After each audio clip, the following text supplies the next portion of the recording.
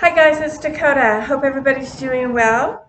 Sorry I didn't have a video last week. It was just one of those weeks, chaotic, and I just didn't get to it. So I apologize. This week's video is going to be on herbs, and this is a special request from a friend of mine. She asked if I could do a video on herbs, and because everybody likes herbs. Some people don't really know what to do with the herbs. They like, especially when they come into the store, they see the little bags, and we just might have a little couple words on there that will tell you what the herb is for or what you could use it for. But then they still really aren't sure, which is why I tell everybody to please research before you just get herbs and start messing with them. But this might be a little bit of a long video, so I want to hurry up and go ahead and get started. So I'm going to move to the other side of the room where my work table is, and we'll get started with the herbs there. Okay, so the first herb I have here is dandelion root. And dandelion root is kind of hard. It's not like a soft herb. It's definitely root, and it's kind of coarse. It feels kind of coarse to the touch. And as children, if you remember, and even as adults, because I know I've still done this, where when we see dandelions out growing in the grass, when they get the little white puffy balls on them, we pick it and we make a wish and we blow it. So what a simple form of magic. So you can be a witch and do that, and no one will ever know because it's something that everybody's, probably has done at least once in their life. So one thing when you're doing that, though, is remember when you're making a wish. So if you're making a wish to release something, you do want to make sure that the seeds blow away from you because you're trying to release it. But it can also be for manifesting as well. So either way, it can be good, or for the good of all, or to if it's not serving your highest good. Either way. The little puffs, they're really good for that. Okay, so dandelion root. I use it all the time especially when I'm doing divination work. So, or if I'm doing journey work. What it does is it just sort of helps with divination. It kind of calms you down, brings you some clarity, and you can drink it. You can eat dandelion, of course, like in salads or stuff. So you can eat dandelion. You can anoint yourself with dandelion, make a nice little oil with dandelion root in it, and anoint yourself, or anoint your divination tools. Now for tarot, you might want to put a tarot card, and if you're doing a reading, and maybe sprinkle the herbs around your divination area, something like that. Or if you're doing candle magic, sprinkle your herbs around your candle. Now the other thing that you can do, and it would take a little bit of work, but not much because I've done it before, is take your dandelion with your mortar and pestle, and now you've got to really grind it into a finer, powdery form. And my little cheat when I'm working with roots is that I actually have an electric coffee grinder that I have blessed and consecrated specifically for the use of magical herbs. So I do not use it for any other purpose. I don't use it for cooking or anything else. It is only for grinding my roots. So if I needed a really fine powder, I might just go ahead and put the dandelion root in there, because some of the pieces are quite, big and chunky, and that will make a nice little powder. But if I'm just going to, and that the powder would be used, then I would use the powder to help dress my candles with. But if not, I would just take the dandelion root and sprinkle it around, have my candle in the middle, and or you can sprinkle it around the house, whatever you want. But dandelions, they represent strength, and they represent our ability to adapt. Because if you think of the dandelion, when we think of the dandelion has had to overcome a lot of adversities. I have seen dandelion grow through cracks in the concrete, and or I use those garden, whatever they're called, like a plastic thing that you put down to keep the weeds out of my garden bed.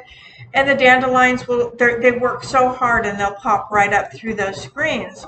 So they're very strong. The dandelions are very strong and they're very resilient. And so for those reasons alone, those are why I like to use dandelion. I like the fact that they are good for adapting, because a lot of times when we're doing magic and spell work or whatever, or you're doing journey work or you're doing divination, especially in divination, if you're doing tarot or something like that, tarot is always, it seems like it's always cluing us in to some type of change that we need to make. We need to adapt our situation or adapt ourselves or become stronger within ourselves, become more resilient, those types of things. And that's exactly what the dandelion does. So I use dandelion very often, quite often. And I usually, the most, or I would say the number one way that I use it, the most frequent way I use it, I guess, is in a tea. I make dandelion tea, and I usually make that right before I'm getting ready to do journey or meditation, something like that. Make a nice cup of tea, sit down, kind of get myself in the mood, relax, just sort of sit there, think about my work and what it is that I'm getting ready to do. And when my tea is done, then I'm ready to go ahead and do my work. Now I have this little book I was going to show you. I wanted to show you just because I love the drawings. It's called Flowers. It is from 1950 is when it was published.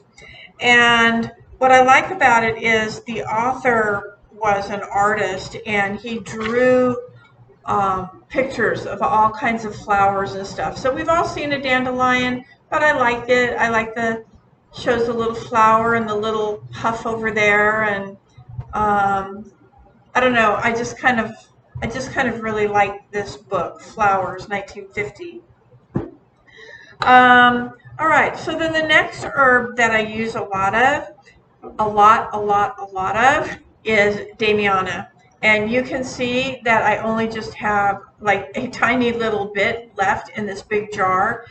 If you saw my video, it's a few videos back. You can go back and look if you're interested. I don't remember the title. It's something like A Witch and Her Herbs, or A Witch and OCD and Her Herbs, or something like that. I'm basically talking about how I organize and how I contain my herbs, because you notice a lot of my herbs are in plastic bags, and that video tells you why. But this particular herb, the Damiana, I use so much of that I do keep it in this big jar, because the little bags I go through too much. So this is Damiana, and the Damiana herb is, like, when I touch this compared to that dandelion, it's very soft. It's very soft, it's very gentle, and it just feels really good. And Damiana is used pretty frequently in love spells. Now, I don't do a whole lot of spells for love unless I'm working for a client, but I typically, that's just really not my thing. But you can drink Damiana, which is probably my number one choice for Damiana. I drink it as a tea. You can burn it. You can put it in a mojo bag and carry it. You can. It's good for clairvoyance. It's good for divination. So it's good for, and it's also good for astral traveling and for journey work. Now, I'm not going to get into the whole thing, what exactly is journey work and what exactly is astral travel and and all of that, because today I'm just really talking about the herbs. So no matter what the herb is that you're using, you can always sprinkle it around whatever it is that you're working on. So if you have a candle and you want to have the herb around it, then that's all you do. Like, let's just say this, if I was trying to charge up this oil for whatever reason, you could encircle it with the herb. Again, you can burn it. You would need a charcoal brick to burn, because these are not really, they're not going to just burn by themselves. Or you can toss it into a fire. If you have a little cauldron fire going, you can just toss the herb right in there. So what it does is it really relaxes the energetic body, and that's what I need because I'm super hyper. I'm a pretty hyper person. For those of you who know me, you know that. So it helps with that. It helps it helps, I don't know, it helps with barriers. It helps with our inhibitions and all of that. Even though that's not a huge issue for me, relaxing and getting into that state of mind that I need to be in, I do need an assistant, and so Damiana is a good assistant for me for that in that respect, and as well as the dandelion. Now, the Damiana corresponds with Venus because, like I said, it is used in love spells, and so it is good.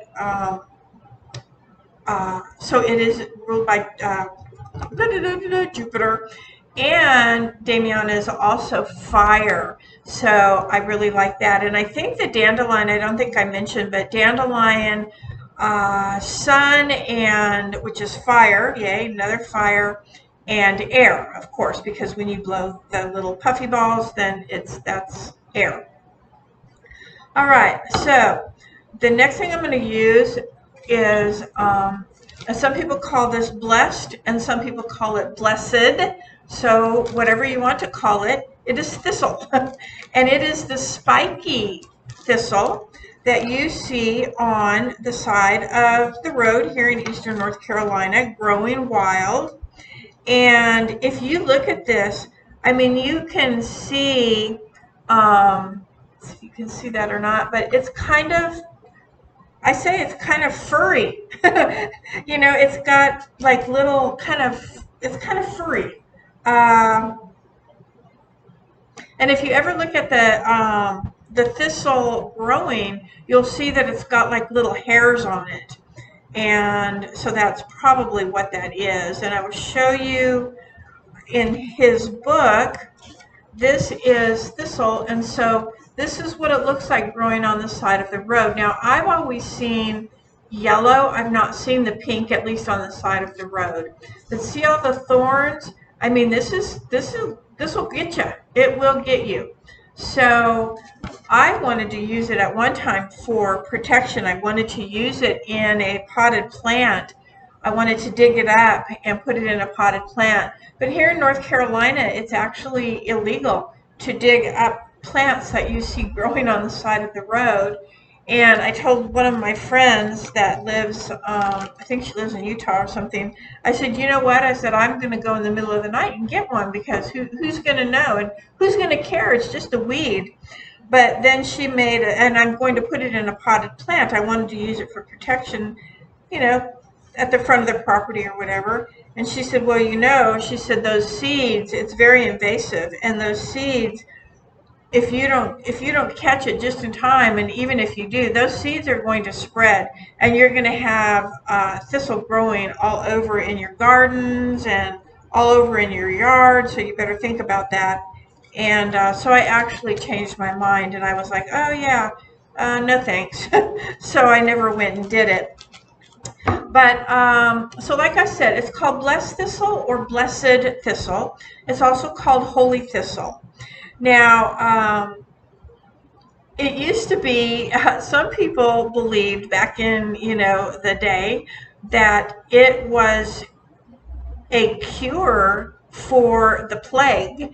So I suggest everybody get this, and I don't care, burn it, toss it to the air, whatever, so we can get rid of this coronavirus plague that's going around. I read that and I just started cracking up, and I said, oh, I'm going to make a spell to get rid of this plague, and I'm going to use the thistle. Um, but what you can do with it, the other thing, so what you can do with it is you can put it on, like I said, you can, encircle whatever it is that you're doing.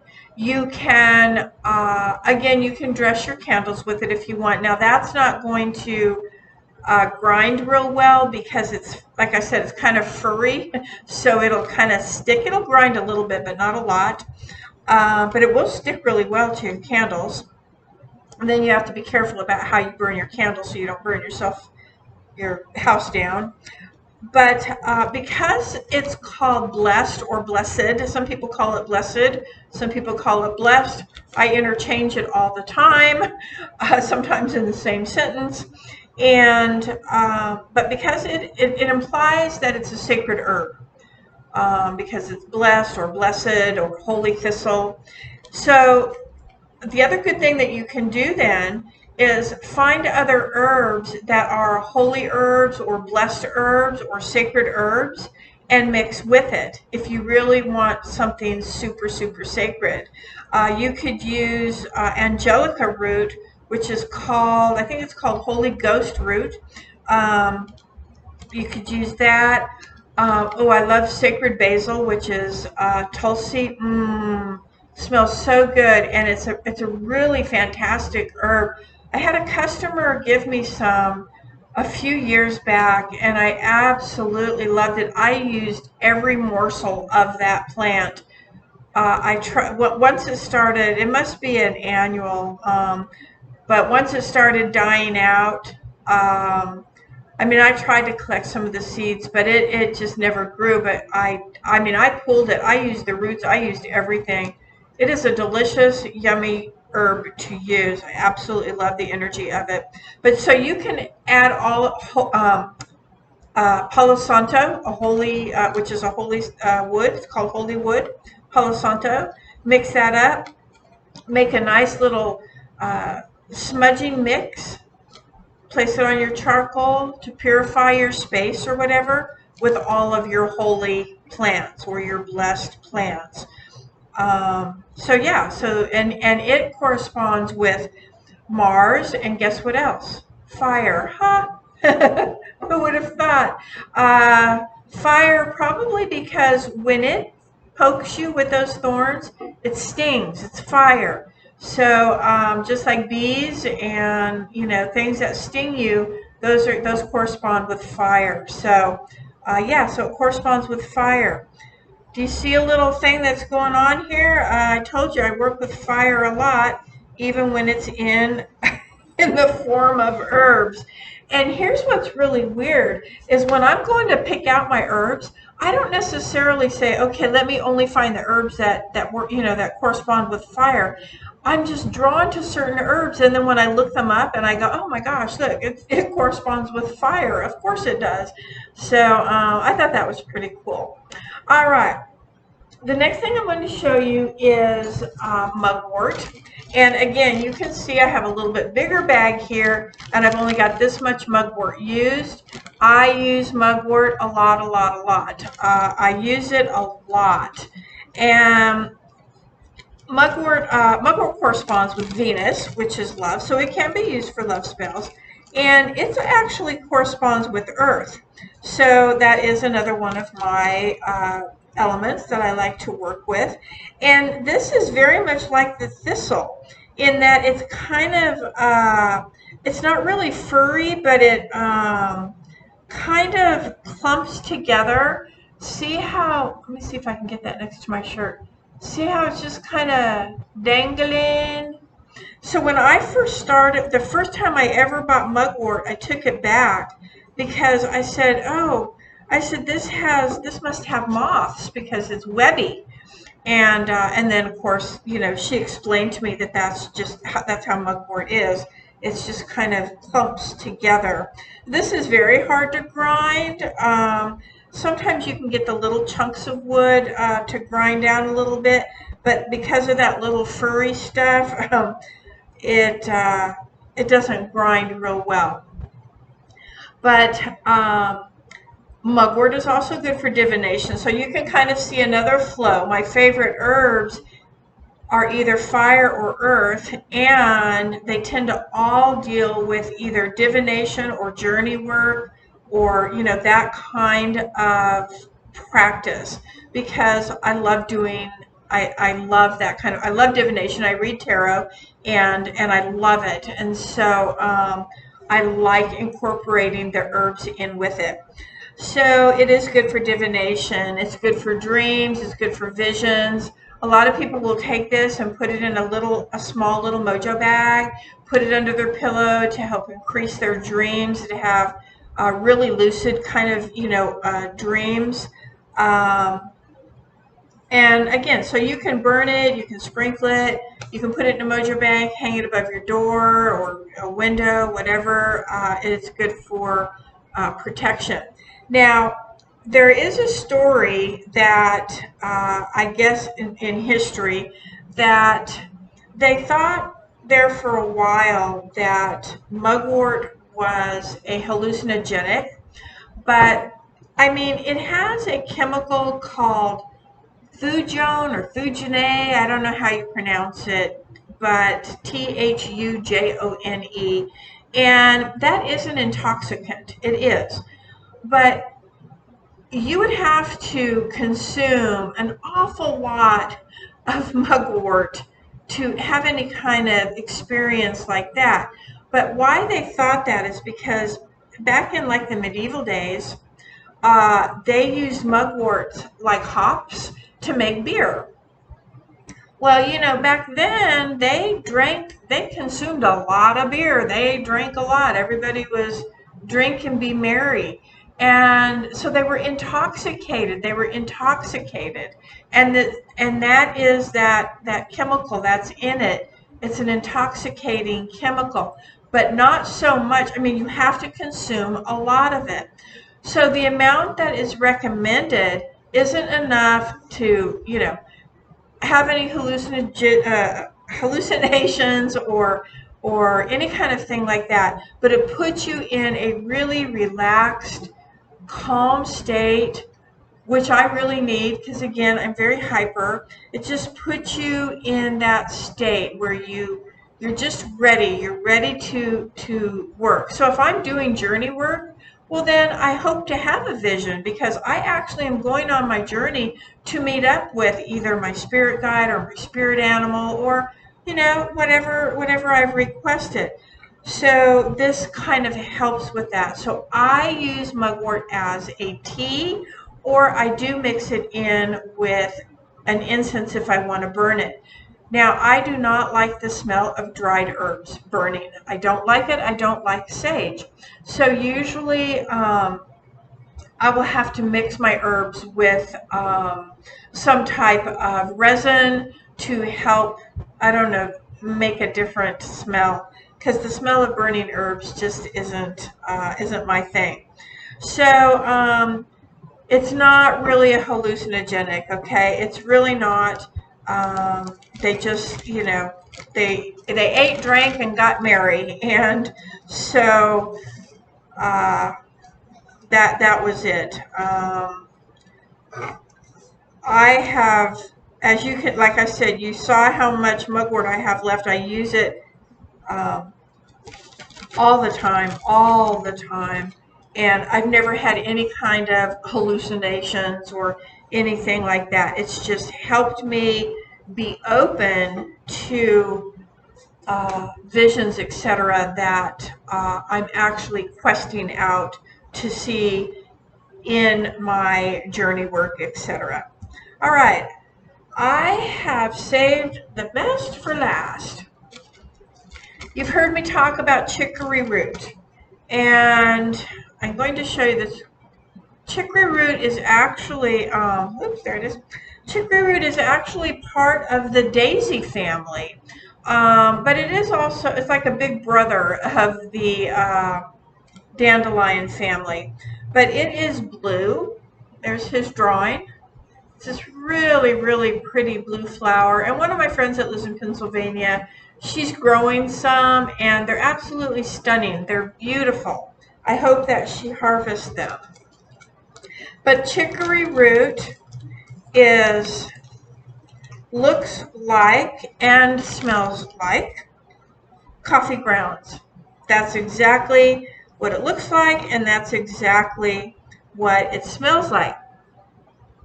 Coffee grounds. All right. So back during the 10th century and World War II and the Depression, they actually substituted chicory root for coffee because either they couldn't get coffee or because the cost of coffee during those times was outrageous, and so they couldn't afford to get it. Now, chicory root is air and sun. So I know some of you are like, what? Air? Yes, but air and sun. And sun is what? Fire. That's right, fire. So but that isn't the reason why I use chicory root. So I use chicory root is a it's a road opener. If anyone knows anything about road openers, it helps remove obstacles, things that are in your way that need to be removed to help bring you clarity. And so one of the stories that I wanted to tell you about that is I actually, a lot of times, depending on what I'm using it for, although I use it for just about everything, but it just, like I said, this is probably my #1 herb that I use all the time. And, but I don't always do this, but it just depends on what my spell work is. I invoke the Hindu god Ganesha. Now, for those of you that don't know Ganesha, see if I can pull up his picture here. He is he's a Hindu god. This is a decent picture, I think. And see if I can show you that. Okay, so he's got an elephant head and he has a human body. He actually has a human body. So he's got arms and legs of a human. Now, there's several different versions of the story. So I'm just going to kind of give you a brief little history of Ganesha. He is a remover of obstacles. And like I said, he's got the elephant head and the human body. Well, having that elephant head, elephants are very powerful animals. They're very strong animals. They're very wise animals. They're very smart. They are very, very smart.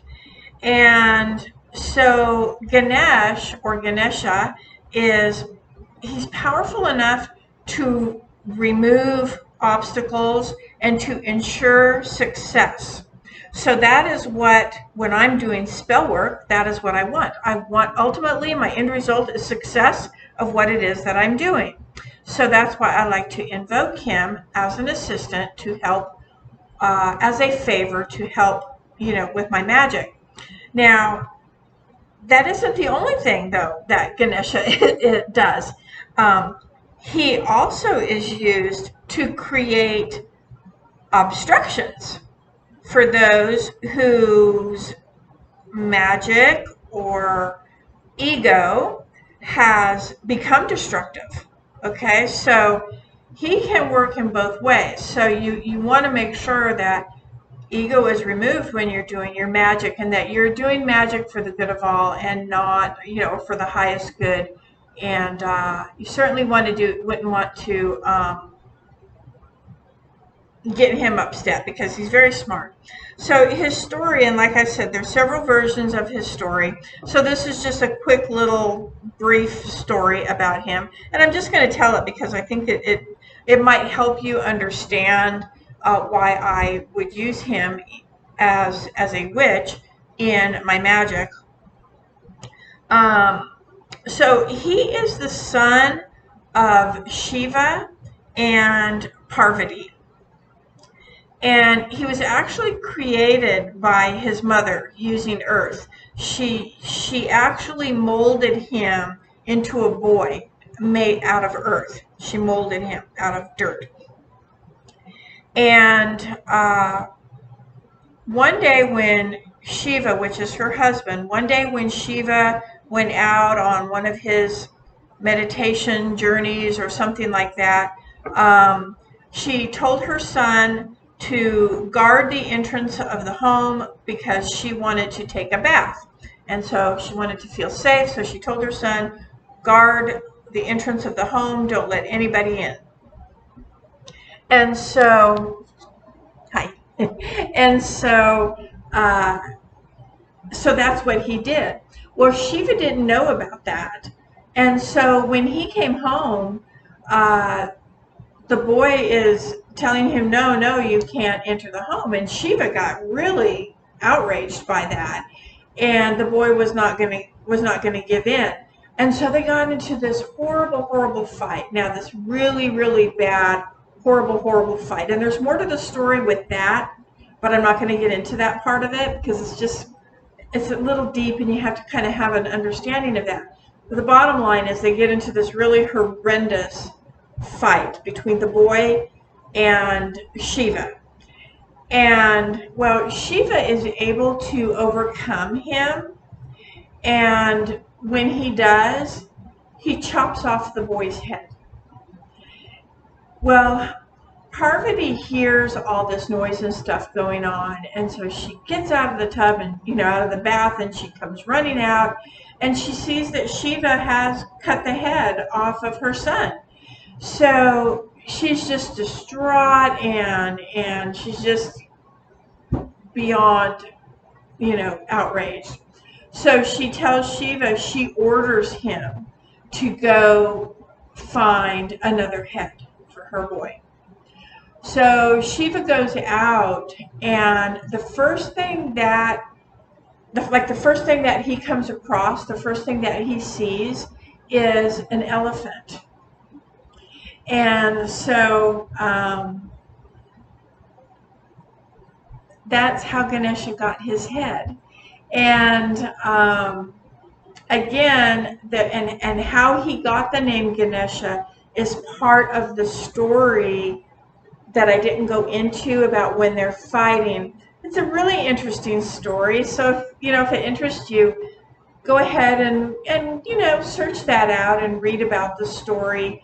And again, there's different versions. There are different versions, just like there's different versions in witchcraft and different versions of just about any story. But that's kind of the whole. That's basically the story. And so Ganesha is able to unlock locks, and also he is a road opener. He's a remover of obstacles. So to invoke him when I'm doing my magic, and to use Chicory Root, which is a road opener, in most of my stuff that I do, it isn't that I do it because, oh, that's easy. Here's my personal theory about that, about Chicory Root and why I use it. If I'm doing spell work, if I have to do magic, if I have to do a spell, that means there's an obstacle in the way. That means there's something, in order for me to get my end result, something has to be removed to bring me clarity. So it means that I've taken I've done every single thing that I can on my own first. I've made all the attempts I can first on my own. And when that doesn't work, or if I feel like I just need some more assistance, well, the reason I would need assistance is because there's something that is in the way. So I use road opener to help remove the obstacle that's in my way, so then I'm able to have the clarity that I need, and I become the open channel that I need to be in order for my magic, whether it was a petition, manifestation, or releasing, whatever it was, that I can get that end result that I've asked for. So that is the whole purpose that I use Road Opener for. If I didn't need help to remove the obstacle or to obtain the end result, then I wouldn't need the Road Opener. I wouldn't need magic. It's an assistant. It helps. Magic helps. And Road Opener helps. So that's why I use that. So the Road Opener is my #1 choice in herbs. So there you have it. Those are Dakota's 5 favorite herbs that I use in the majority of my spell work. I probably had about, if I'm being honest, I probably had 12 herbs that I use consistently on a regular basis, but not those, like not in most things, but these in most things. So your dandelion, the damiana, and the mugwort, those are my teas. I drink them all the time. And then thistle I do not drink thistle. I heard that you can. I never have, and I am not promoting that you try it. If you think you want to, please research it. And this goes along with my disclaimer. Do not, if you are not familiar with the herbs, or even if you think you are, like, oh, dandelion, that's not going to hurt anybody. If you're allergic to weeds, dandelion can be very harmful to you because it is a weed. So if you have asthma, you probably don't want to drink it or inhale it or any kind of thing like that. You have to be really careful with what you do. If you're pregnant, if you are lactating, if you're trying to get pregnant, if you have young children, if you have pets, do not be messing with herbs when they are around. They can be very, very dangerous. So you have to know what you're doing. Do your research, do your work, and but try them, but just make sure that you study. And so anyway, those are my top 5s. What are your top 5 favorite herbs, and what do you use them for? It'd be nice to know. Leave me a comment if you have not subscribed. I'd love for you to. And plug, subscribe. And there's a little bell next to the subscribe button. If you click that, it'll notify you when I post my next video. All right? Guys, have a great week, and hopefully I'll see you soon. Bye.